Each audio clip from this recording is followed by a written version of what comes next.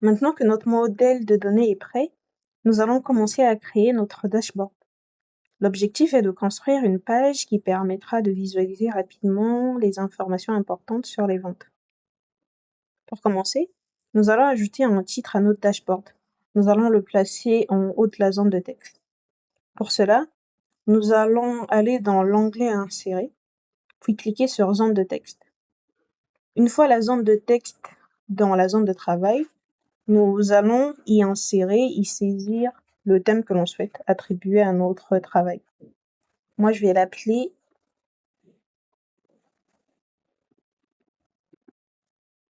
Analyse des ventes du coffee shop.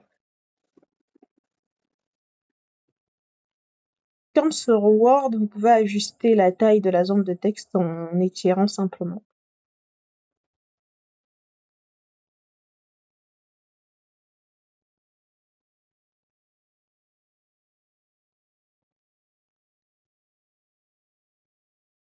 Vous pouvez également ajuster la taille du texte dans la zone de texte en cliquant sur le texte, puis en sélectionnant la taille de police souhaitée.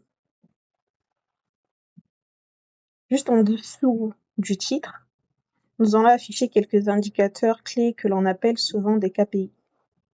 Ces indicateurs vont nous permettre d'avoir une vue rapide sur les performances globales des ventes. Les 3 indicateurs que nous allons afficher sont le nombre total de transactions, le nombre total de quantités vendues et le chiffre d'affaires total. Pour le nombre total de transactions, c'est très simple. Un ID de transaction correspond à une transaction. Pour avoir donc le nombre total de transactions, on va juste compter le nombre d'ID. Quant au nombre total de quantités vendues, on va juste faire la somme de chacune des quantités vendues. Ensuite, nous avons le chiffre d'affaires. Pour le chiffre d'affaires, il faut faire une somme des quantités vendues fois les prix unitaires. Et pour cela, on va utiliser une mesure vu qu'on n'a pas une variable associée au chiffre d'affaires. On va donc créer une mesure. Pour créer une mesure, on se rend dans les 3 points de la table où l'on souhaite que la mesure soit stockée.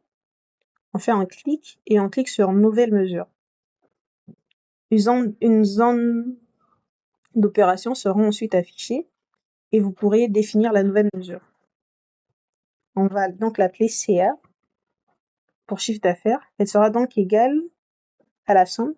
On va utiliser la fonction somme. Nous utilisons la fonction SOMX parce que la fonction SOMX parcourt chaque ligne d'une table et effectue un calcul pour chaque ligne, puis additionne le résultat. Nous, on veut avoir la somme d'une multiplication. Donc, c'est pour ça que nous utilisons la fonction SOMX, qui va parcourir les lignes de la table vente, puis qui va faire une multiplication entre les quantités vendues multipliées par leur prix unitaire.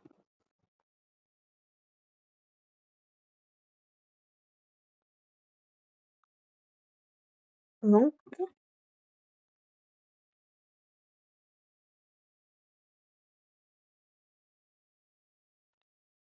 et ce n'est qu'après avoir fait cette multiplication que la fonction somme fera la somme des résultats. Ensuite, on valide. Moi, j'ai déjà ma fonction CA qui a été créée. Je vais donc ne pas valider. Pour afficher ces indicateurs, nous allons utiliser le visuel carte dans le panneau des visualisations. Rappelez-vous, le panneau des visualisations, c'est la zone ci-dessous. Le visuel carte est le visuel avec marqué 1, 2, 3 dessus. Après avoir ajouté le visuel carte sur notre zone de travail, nous faisons glisser la colonne transaction ID dans la zone de valeur. La zone de valeur, c'est cette zone-là où est écrit ajouter des champs de données. Nous allons ajouter la colonne ID, puis nous allons afficher le nombre d'ID. Comme je vous ai dit, pour avoir le nombre de transactions, on va calculer le nombre d'ID parce que chaque ID correspond à une seule transaction. Nous allons donc afficher le nombre. Là, c'est la somme, c'est pas ce qu'on veut. On va changer d'agrégation en cliquant sur la flèche vers le bas. puis nous cliquons sur Nombre. Nous allons ensuite diminuer la taille de la carte. Ensuite, nous prenons une deuxième carte pour afficher cette fois-ci la quantité de transactions. La quantité de transactions, elle est représentée par la colonne transaction.qty. Et là, on va faire la somme des transactions, parce que oui, pour avoir la quantité totale de transactions, on fait la somme de chacune des transactions. Ensuite, nous aurons une dernière carte pour le chiffre d'affaires. Pour le chiffre d'affaires, cette fois-ci, nous allons mettre dans le champ des données la mesure qui calcule le chiffre d'affaires.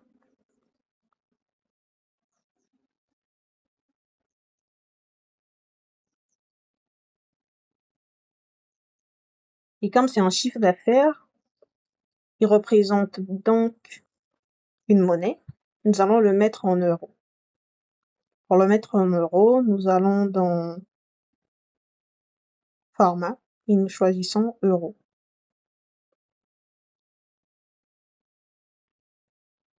Là, nous avons nos 3 KPI importants.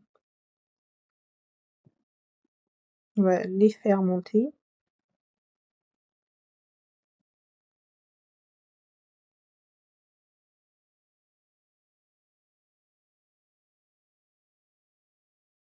Ce que je fais, c'est juste pour une question d'esthétique. Ce n'est pas indispensable.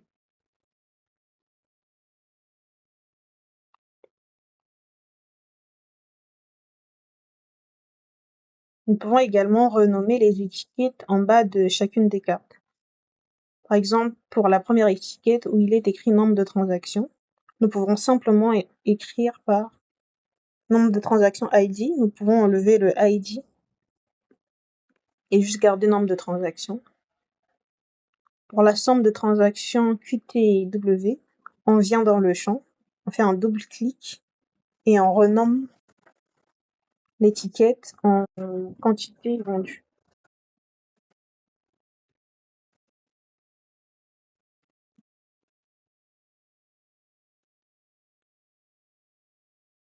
Pour le chiffre d'affaires, on peut le laisser comme ça ou bien écrire chiffre d'affaires.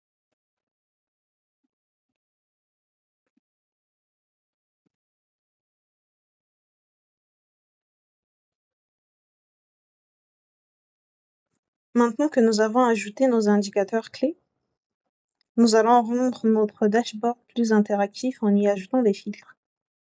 Les filtres permettent aux utilisateurs de sélectionner certaines informations afin d'analyser les données plus en détail. Nous allons commencer par ajouter un filtre sur les mois.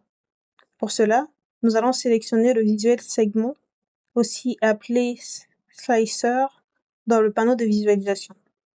C'est ce visuel-là. On clique dessus. Ensuite, nous allons faire glisser la colonne dans le champ des données. La colonne mois dans le champ des données. Là, nous avons un filtre sur les mois.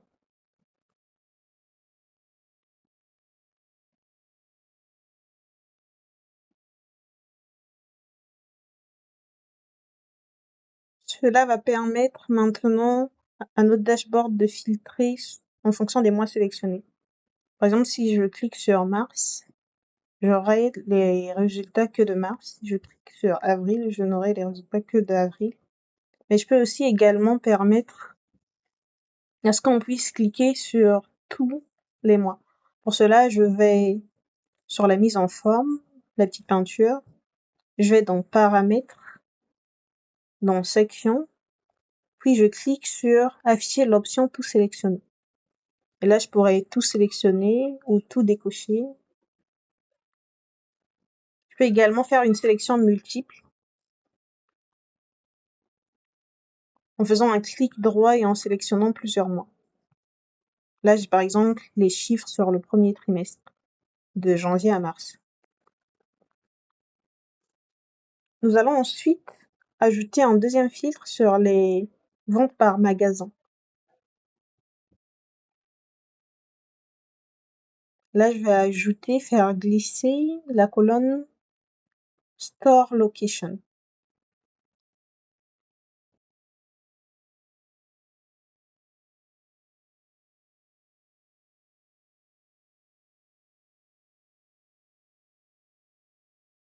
Enfin, nous allons faire un troisième filtre basé sur les jours de la semaine. Nous allons ajouter donc un nouveau segment et la filtrer sur les jours avec transaction date. Ce filtre-là, je vais le mettre en haut, juste pour des raisons esthétiques.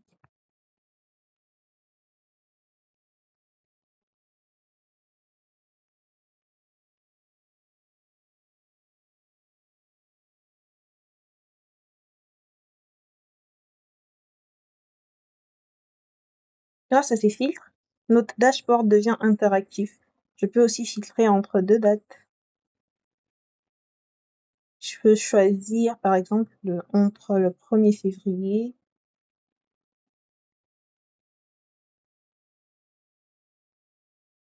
et le 10 février, par exemple.